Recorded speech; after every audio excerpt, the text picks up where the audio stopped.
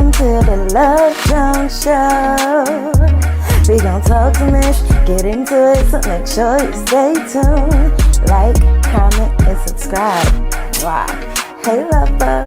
Rob, I've seen tweets that I'm a sex trafficker. Yeah. I've seen tweets, the craziest things. At first, it bothered me because I'm like, wait a minute, hold on. But then I get it comes with the territory that people are going to say whatever they want. I haven't sent out a cease and desist or a threat to sue or a, you better fix it or I'm going to come and get you because like, and maybe I'm doing it wrong. Maybe that's why people feel like they can attack me because I don't do it. Because like, who do you argue with on the internet? These are people who are watching who are going to say whatever. And social media allows people to say, why hasn't the vice president been killed or whatever, right? Why would Jay-Z and Beyonce, who never even go to Target for real, who are like, they're Beyonce and Jay-Z, why would they do that? Because this is why have I been getting calls?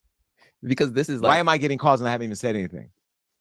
Because this is the monster of all monsters. Who? Me? This Biddy case. Why would I, Jason Lee, I'm getting calls and I haven't even said anything. They ain't called me to go to the Rock Nation brunch. They haven't called me to go to the Gold Party. To accept being honored. They haven't called me when we offered to honor Jay-Z at the award show. They didn't call me to go to the press conference about striking the deal with the NFL while we were kneeling for Kaepernick. They didn't call me to ask me what I thought about her hair care product. They didn't call me to offer a free bottle of her perfume. I didn't get to go backstage on her tour for the Renaissance. In fact, when the video. So Jason Lee has alluded to the fact that Jay-Z and Beyonce's team reached out to him too, because look at what he's saying. He's like, why would they call me? I didn't get invited to any of these things. I didn't get a call, but it's because they know that the voice of the people is on the internet. So anybody that has a platform, shouts out to the YouTubers. This is where everybody is coming to get their source of information from. It's no longer the news. Like people not turning on Fox News and CNN at the same rates as they used to. They're turning on YouTube, looking at TikTok. Like that's really what's happening these days. All right, let's try to finish up. This could have been its own show. I might clip this out and like just have this separately. Circulated, making it look like I've been chasing her around like a super fan, which I am a super fan, but I chase nobody. Nobody's called me to clear that up. I haven't gotten a delivery of white flowers with a little card from Beyonce. Why is everybody calling me now? Oh, and you also stopped. Don't we not gonna even go there? I stopped a major thing for Beyonce. Didn't even get a thank you. But so now so why is everybody calling me now? Because I'm a firefighter. Because I run towards fires and I put them out or I fan the flames. But why is everybody calling me now? And that's the problem that I have with this whole situation. But I am going to save this conversation for Jay-Z. Jay-Z, you're watching. I know you're watching because you got people calling me. Stop having people call me. You can call me yourself. You know how to get my number. You know, you got people calling me. Call me yourself because this right here is going to go viral. The way my job works on the internet, everybody's going to be clipping, sharing on TikTok. Watch this. Do your thing, TikTok. Jay-Z and Beyonce is going to see this. I am exhausted with people calling me about Jay-Z and Beyonce. You've never called for anything else, and I haven't even said anything about you yet. And yet I'm getting all these calls. I've gotten more calls over the weekend about Jay-Z and Beyonce. You know, I think this is an opportunity to have a bridge and have a conversation about how this thing works, because I'm not a publicist. I am not I'm just Jason, okay? And I have opinions about unlocking Hollywood. Remember I said at the top of the show or somewhere in the show that I was in love with the entertainment industry until I found out it was Jeffrey Dahmer. This is part of the gnawing at the wrist that the industry does. You know, Black excellence, we don't show up for each other like we should. And then when the shit's about to hit the fan or some shit, you think I'm gonna go fan some shit. Now you're showing up. You know, again, I'm not angry. I'm a little disappointed because as much as I've loved this woman for years, I told you I don't like her as much as I used to. I still love her, but I'm not a super fan like I used to be. You know how much I was I mean, this woman, this is everything. And this together is everything. But is it? Yeah. Now, Smokey the Bear is popping up. And I don't like forest fires. I do like the smell of wood though, because you know I burned some firewood. I think this is an opportunity to have a conversation because I believe association or awards, they're laughing at you with your Jolene. They want you to take your Jolene out of here because they don't believe that you should be singing country music, even though we created it and they sold us. But still, it doesn't matter. That's why we got to be working together to tell our stories. But I will tell you to the audience, if I do come up missing, all the calls I've been getting have been about him. Ooh. And listen. So he said if he come up missing, all the calls he's been getting has been about Jay-Z. Oh. I haven't had any threatening calls. Nobody has said that they're going to hurt me. So I want to go on record for that. But there is a lot of, why are you? Like they thought. Beyonce ain't never thought about me. And Jay-Z ain't never thought about me. If they did, they talked about it way up there at the castle that they live at, but they never told me anything. Jay-Z and Beyonce's attorney, Alex, eventually spoke out and had this to say. Listen, there's rumors and then there's nonsense. And this is one step further, right? This is a pointed and formal accusation of something. I felt it needed to be responded to. So I think somebody reported it was a cease and desist. It wasn't that. It was quite bluntly an ultimatum, which is remove that false accusation that's demonstrably false, or a court's going to order you to. And so I think he made the wise choice and acted accordingly. He, meaning Piers Morgan, apologizing for it. Removing it and apologizing for it. Yes. We don't pay much mind to, random folks, saying what they do on the internet or so-called bloggers.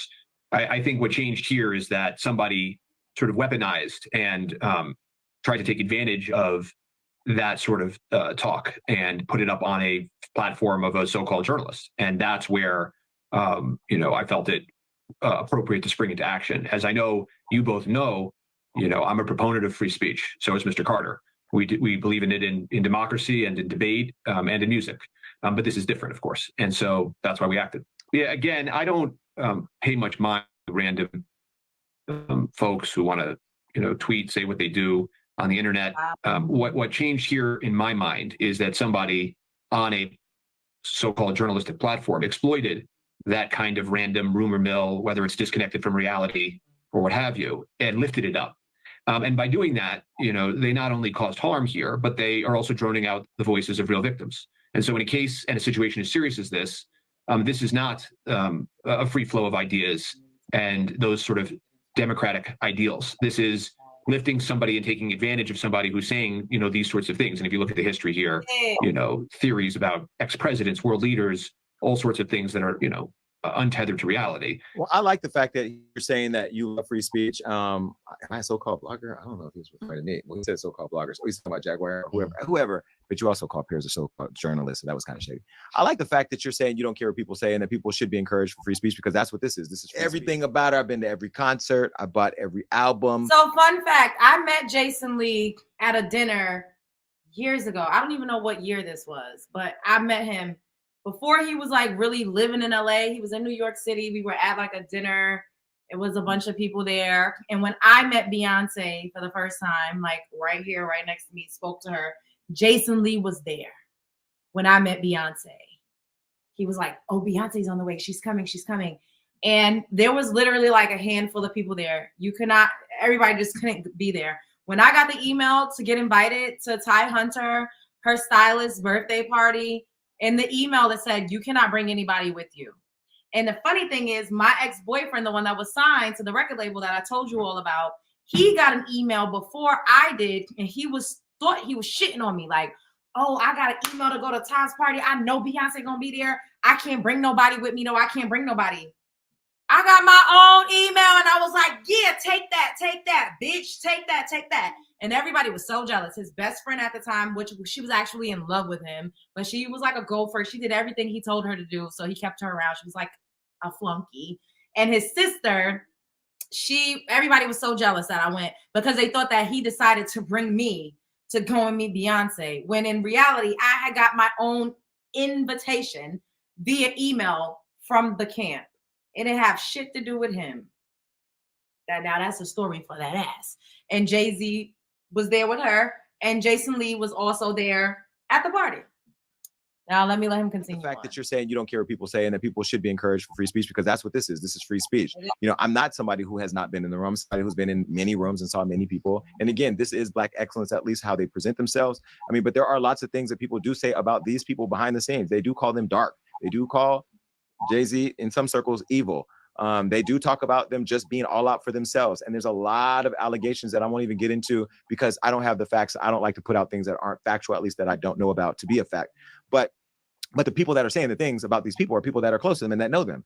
And so I don't really know what to believe. What I do know is that the Jay-Z name is getting louder in the conversation. Yes. Another person calling out Jay-Z is somebody that knew him before all of us, that was super close to him, and that's Dame Dash. Now, before Beyonce and Jay-Z's attorney came for Jaguar, Dame recently commented on her explosive interview.